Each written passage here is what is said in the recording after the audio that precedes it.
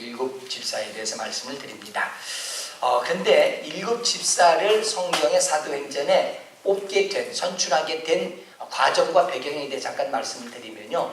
예루살렘 교회에 성령이 임하시더니 성령의 역사가 일어나기 시작하니까 예루살렘 교회가 크게 기하급수적으로 부흥을 하기 시작합니다.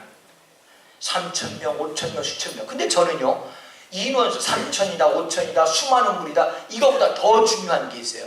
그것은요, 부수적인 결과일 뿐입니다. 시작은 성령의 역사입니다. 아멘. 성령이 역사하시니까 우리가 상상할 수 없었던 많은 역사들이 일어나기 시작했는데 예루살렘 교회가 그래서 큰 부흥이 일어나기 시작했습니다. 그런데 자, 물어보겠습니다. 사람이 있는 곳에는 문제가 있을까요? 없을까요? 있어요. 늘 문제가 있습니다. 그러면 교회도 사람이 모였어요. 사람이 모인 이 교회도 문제가 있을까요? 없을까요? 있어요. 있습니다. 참 잘하시네. 교회도 문제가 있어요. 성령이 역사하시는데도 많은 사람들이 모여서 일을 하다 보니까 일은 많고, 그들이 이제 하는 일 가운데 하나가 뭐냐면 구제하는 일이었어요. 어려운 시대니까 많은 사람들 도와주고 싶은 그런 일들에 이제 시작하게 됐습니다. 그런데 이 구제를 하는데 거기에 두 무리가 있었는데, 정통 유대인들의 무리가 있었고, 그 다음에는 유대인들 나가서 살다가 헬라화 돼가지고 돌아온 헬라적인 유대인들이 있었어요. 정통 유대인, 헬라파 유대인. 그런데 이 사람이 있다 보니까 팔은 어디로 굽는다? 안으로 굽는다. 그래서 팔이 안으로 굽으니까 주도자들이 누구냐면 정통 유대인들인데 예수 믿는 사람들이었거든요. 근데 정통 유대 출신들이에요. 이 사람들이 팔이 안으로 굽어요. 그럴 수밖에 없는 것이 자기들 주변에 살아간 사람들의 형편을 잘 아는 거예요. 제일 잘 알아. 그러다 보니까 그 사람들도 도와주게 돼 있어요. 이렇게 눈에 가까이 보이고 가까우니까 도와주게 돼 있단 말이에요. 그래서 도와주다 보니까 이쪽 헬라파 유대인들이 마음에 이제 원망이 생기는 거예요. 야, 우리 사정은 왜 몰라주냐? 왜 굳이 하는데 우리 명단을 왜 자꾸 빼? 그러니까 이쪽에서 변명하는 거예요. 니들 실정 우리가 어떻게 알아?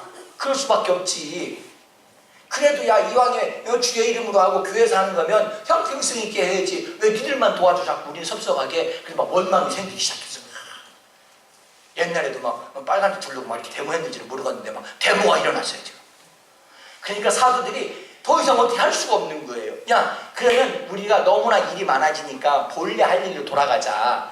우리가 사도들이 해야 될 일 말씀 전하고 기도하고 예배드리고 예배 주관하고 이 일로 돌아가자. 그리고 지금 이 도와주는 것은 우리가 일이 너무 많아서 자꾸 모두를 다 알고 상황을 알고 편견 없이 가기가 어려우니 일곱 집사를 뽑자. 일곱 사람을 뽑아서 세워서 그 사람들이 도와주는 일을 봉사하게 하자. 그래서 일곱 집사를 뽑았어요.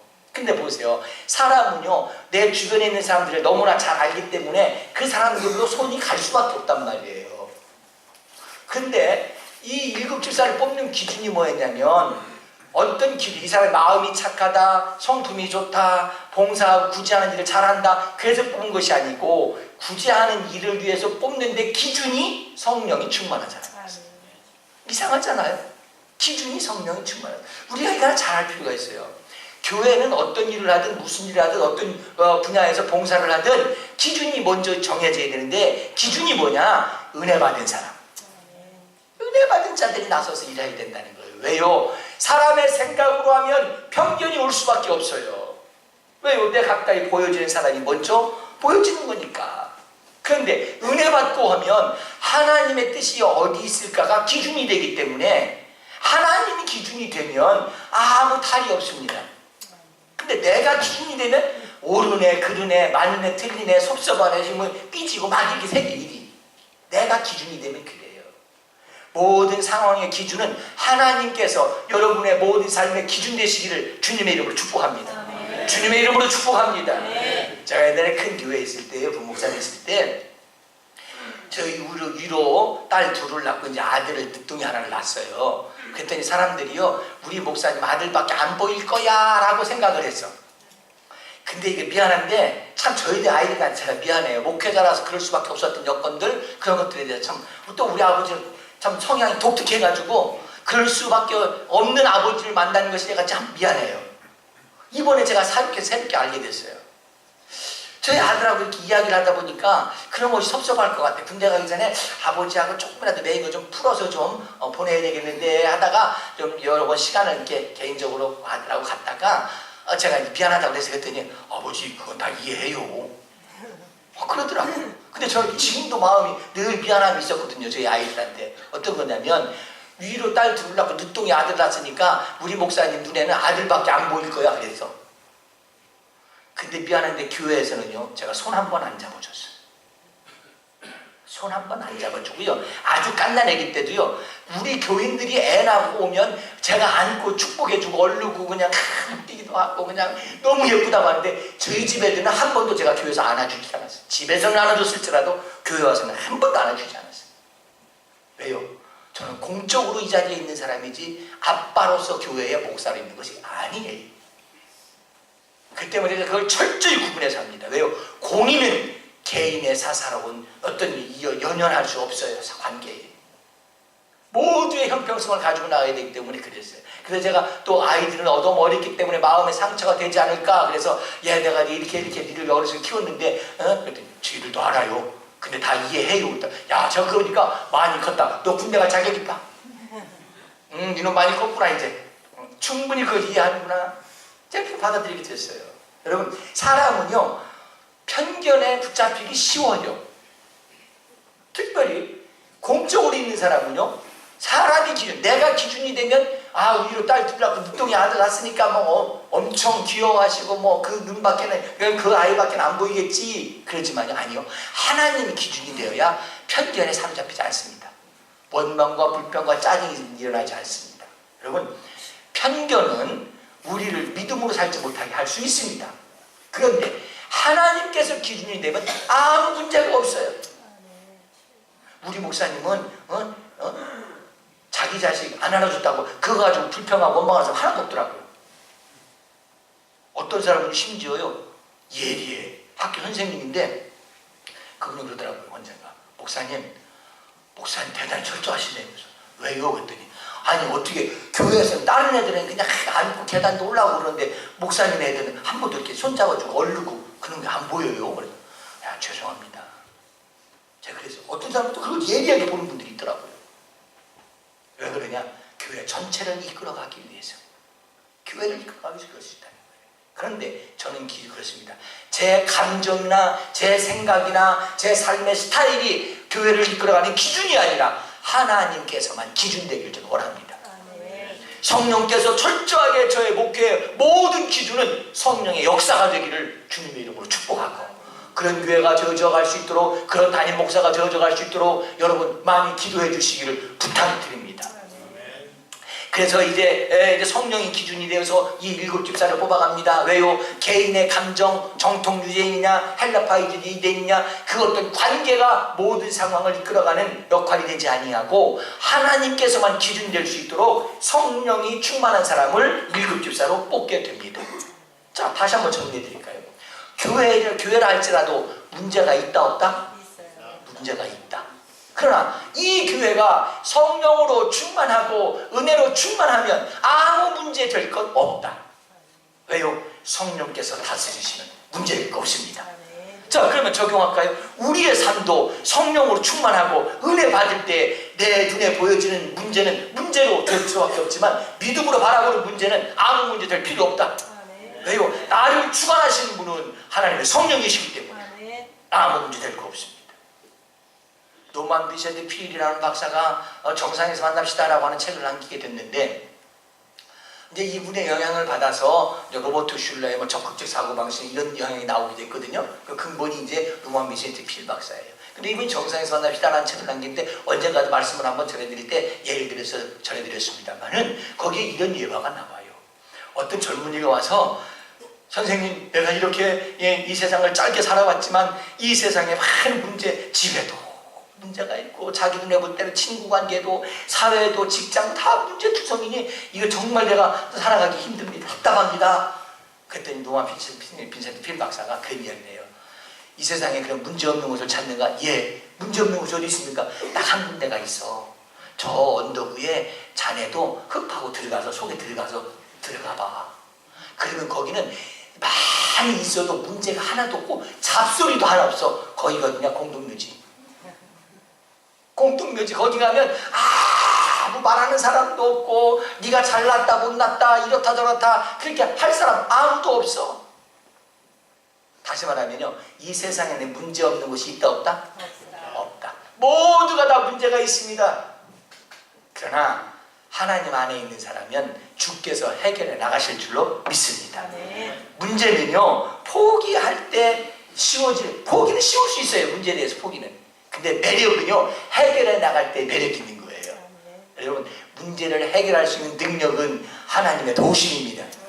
하나님께서 우리를 도와주셔서 어떤 문제를 만나든지 해결할 수 있는 능력이 여러분에게 주어지게 되기를 주님의 이름으로 축복합니다. 주님의 이름으로 축복합니다.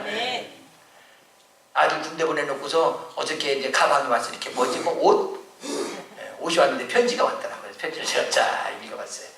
그랬더니 아빠하고 아버지하고 군대 오기 전에 등산 간 이야기를 썼더라고요. 그러면서 이제 고맙다고 그런 얘기를 하고, 저도 훈련 받아보니까 힘들고 어려웠던 이야기를 쭉 해가면서 저한테 이제 잘 있으니까 위로하라고, 위로받으라고, 힘내시라고. 그리고 편지가 왔어요.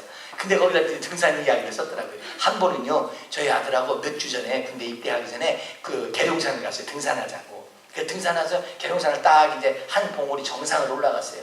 정상을 둘이서 이제 올라갔어요. 제가 이제 빨리 못 가니까 시험 올라가서 거기서 이제 어떤 반대쪽에서 오시는 한 어르신 보고 물을 여쭤봤어. 할아버지, 저쪽에서 이쪽 봉우리 넘어오는데 얼마나 걸려요? 바로 보이는데 온 길로 내려가지 않고 반대쪽으로 이렇게 돌아서 내려가 보려고. 그랬더니 이 봉우리에서 저 봉우리까지 20분밖에 안 걸려요 그러더라고. 아주 확신 있게 얘기하죠. 저거요? 저거 보이는 거 저거 20분밖에 안 걸려요. 근데 가보니까 2시간 걸려. 그분은 날라서 오셨는지 모르지만 저희 아들하고 저하고 둘이서 걸어가는데 2시간이 걸려. 가다가 물론 쉬고 그랬어요. 막 그 이쪽 등성이로 산 등성이로 가는데 막 험하더라고요. 2시간이 걸려서 갔어요.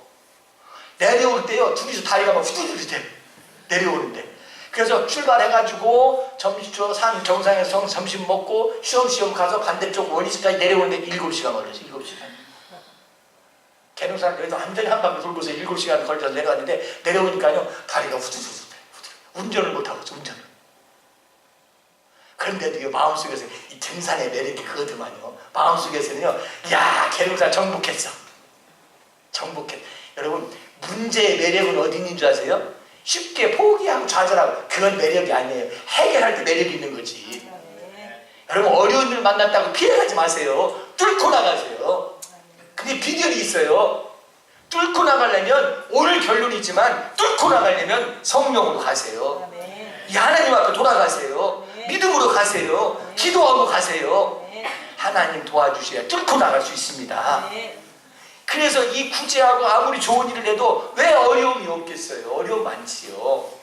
그런데 그들의 기준은 성령 받은 사람들을 7집사로 세웠어요. 왜요? 어떤 어려움이든지 뚫고 나갈 수 있는 능력이 그 안에 있기 때문에 그렇습니다. 그리고 어떤 상황이든지 판단을 자기 중심이 아니라 하나님 안에 살 수 있기 때문에 편견과 사사로운 감정과 인간의 관계에 휩싸이지 아니하고 하나님 중심으로 편견 없이 나갈 수 있기 때문에 성령 받은 자를 7집사로 세우게 되는 것입니다. 그래서 저희 교회는 늘 누구든지 제가 말씀드립니다. 은혜 받고 봉사하고, 은혜 잃으면 은혜 잃고 봉사하면 자꾸 짜증 원망 불평이 나와요. 그러니까 은혜 받고 봉사하려고 늘 은혜 받는 것이 제1의 우선순위다. 여러분, 은혜 받고 사모하는 여러분 되시기를 주님의 이름으로 축복합니다. 주님의 이름으로 축복합니다. 수단과 방법으로 살지 않습니다. 사람의 생각과 나의 삶의 스타일이 기준이 살아가지 않습니다. 하나님의 성령이 나의 모든 것의 기준입니다. 그런 믿음 있는 그리스도인 되시기를, 그런 우리 좋은 교회가 되기를 주님의 이름으로 축복합니다. 주님의 이름으로 축복합니다. 자, 성령을 받게 됐더니, 성령 받은 자들을 뽑았더니요, 많은 어려움이 있는데 그들이 다 능력 있는 삶으로 해갑니다. 그들이 가는 곳곳마다 능력이 나타납니다. 자, 사도행전 6장 8절부터 10절까지 두 번째 말씀입니다.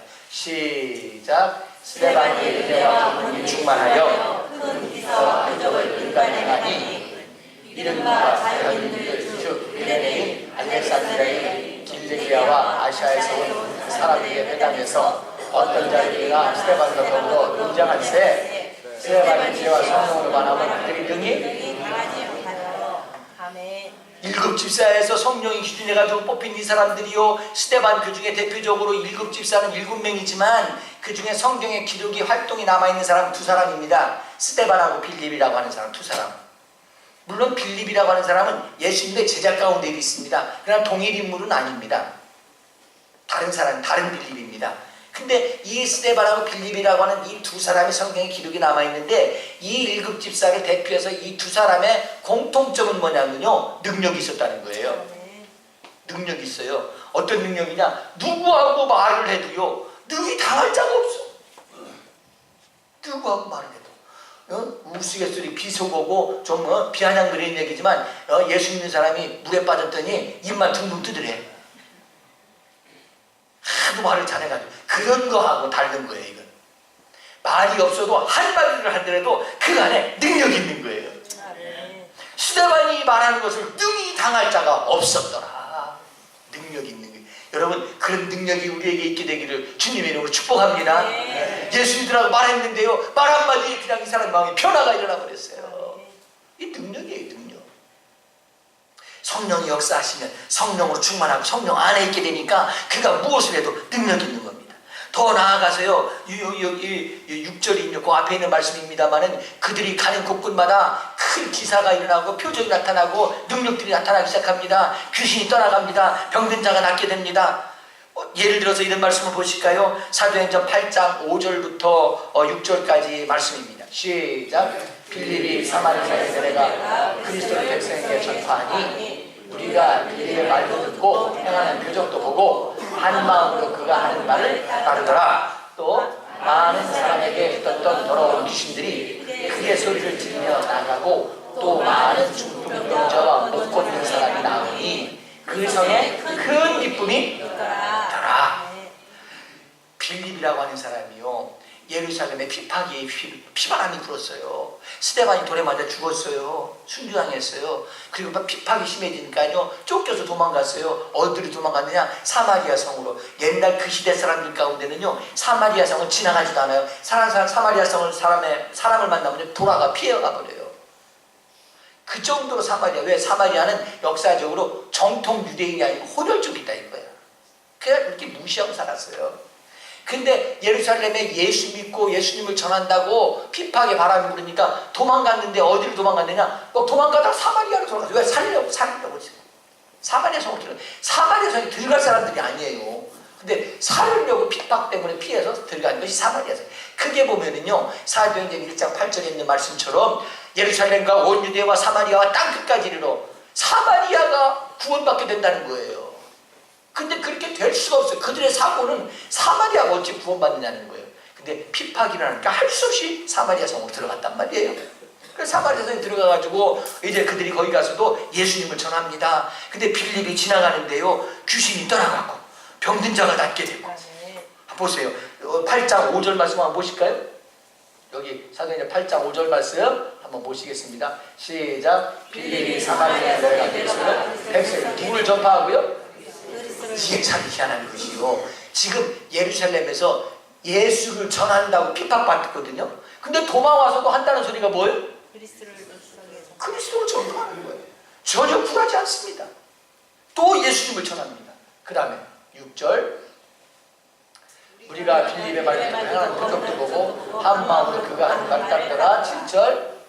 많은 사람에게, 자 다시 한번 이거 중요합니다. 시작. 많은 사람에게 붙었던 더러운 귀신들이 크게 소리를 지르며 나가고 또 많은 중풍병자와 못 걷는 사람이 나오니 그 성에 큰 기쁨이 그가 말씀을 전하고 그가 지나가는 그가 거한 그 사마리아 성에 많은 환자들이 있는데 그가 지나갈 때 낫는 거예요. 그러면서 그 문제 많고 환자 많고 아쉬움과 한심과 한탄소리가 많았던 그 사마리아 성이 바뀌어서 큰 기쁨이 있더라. 문제가 바뀌어서 여러분 빌립이요 거기서 쫓겨서 예루살렘에서 쫓겨가지고 피해서 사마리아 성으로 갔는데 사마리아 성이 복받아 버렸어요. 그가 갔는데 사마리아 성이 바뀌어버린 거예요. 저는 이 말씀을 준비하면서 하나님, 이 말씀 듣고 주님을 사모하고 나아가는 우리 좋은 교회 성도들의 이번 한 주간 삶이 가는 곳마다 기쁨이 되게 하옵소서. 아멘. 새 역사를 이루어내는 자들이 쓰임받는 자들이 될 수 있도록 축복하옵소서. 아멘. 저희들이 가는 곳에 귀신이 떠나가게 하옵소서. 아멘. 우리 좋은 교회 성도들이 오늘 말씀에 은혜 받고 돌아가서 살 때에 문제가 해결되게 하옵소서. 아멘. 저희들이 가는 곳곳에 매인 것들이 풀어지게 하옵소서. 아멘. 연약함이 강건함이 되게 하옵소서. 아멘. 미약함이 창대함이 되게 하옵소서. 안 되는 것이 열려지게 하옵소서. 아멘. 막힌 것이 무너지게 하옵소서. 아멘. 가로막힌 홍해가 갈라지게 하옵소서. 아멘. 막 지나도 제 속에서 막 불같이 올라와요. 막 사모함이 와요. 여러분, 성령으로 함께 출발하시는 인생 되기를 주님의 이름으로 축복합니다. 이번 한 주간 하나님의 성령을 사모하시기 바랍니다. 성령으로 여러분이 나아갈 때에 여러분이 가는 곳곳에 능력도 넘쳐나게 될 줄로 주님의 이름으로 축복합니다. 그렇게 되기를 축원합니다. 그래서 빌립이 가는 곳에요, 역사들이 일어난 거예요. 빌립이 가는 곳에 문제 많은 그 사마리아 성이 모든 문제가 해결되면서 결론이 뭐예요? 능력이 나타난 결론이 기쁨이더라. 기쁨이더라. 여러분이 가는 직장이 기쁨이 되기를 바랍니다. 아멘. 저는 더불어 우리 학생들이 정말 오늘 말씀 듣고 정말 마음속으로 한번 사모해 봤으면 좋겠어요. 젊은이들이. 하나님, 내가 가는 학교 친구 관계들이 변화되게 하옵소서. 내가 우리 학교에 갈 때에 왕따 분위기가 해결되게 하옵소서. 시기와 질투가 해결되게 하옵소서. 폭력과 험한 분위기가 바뀌어지게 하옵소서. 우리 학생들이 가는 학교가 기쁨이 되길 바랍니다. 평안이 있기를 바랍니다. 이번 한 주간 여러분 그런 은혜가 여러분과 함께 하시기를 주님의 이름으로 축복합니다. 창세기 39장에 보면은 이런 내용이 있어요. 요셉이요, 노예로 팔려가가지고 갔지만 노예로 팔려가서 갔어요. 그랬는데 그 애굽에 갔는데 보디발 장군 집에 이제 노예로 들어갔는데 성경에 39장, 창세기 39장 이렇게 표현해요. 요셉이 하나님과 함께 하심으로, 하나님께서 그와 함께 하심으로 그 집이 잘 되더라. 노예로 팔려간 자지만 그 노예로 팔려간 요셉이 하나님과 함께 하시니까 보디발 장군 그 집이 잘 되더라. 여러분이 계시기 때문에 여러분의 가정이 잘 되어지기를 바랍니다. 여러분이 계시기 때문에 여러분의 직장이 문제가 많고 지금 어렵고 힘들고 그런 문제가 바뀌어져서 축복의 통로로 바뀌어지는 그런 새 역사가 일어나기를 주님의 이름으로 축복합니다. 성령이 나와 함께 하시면 나는 존귀하게 쓰임받을 수 있습니다. 내가 할 수 있는 능력이 아닙니다. 하나님의 성령이 나와 함께 하시기 때문에 성령의 능력이기 되는 것입니다. 여러분 한 주간 동안 주의 성령으로 함께 하시기를 주님의 이름으로 축복합니다. 주님의 이름으로 축복합니다. 또 한 가지, 성령이 충만한 이들이 가는 곳에는요, 뭐 문제가 어느 곳에 있었던 것처럼 고난이 늘 있었어요. 예수 믿고 절하는 것 때문에 핍하게 바람을 불어서 쫓겨서 도망가기도 하고요, 늘 공회 앞에 끌려가기도 하고요, 순돌에 맞기도 하고요, 많은 사람들이 시기와 질투, 많은 사람들이 폭행도 있고요, 많은 사람들이 아주 지금 어려운 일을 너무나 많이 당했어요. 고난이 있어요.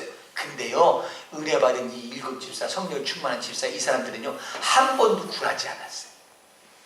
고난을 그때그때 이겨낼 수 있는 힘을 하나님의 성령께서 공급하신 줄로 믿습니다.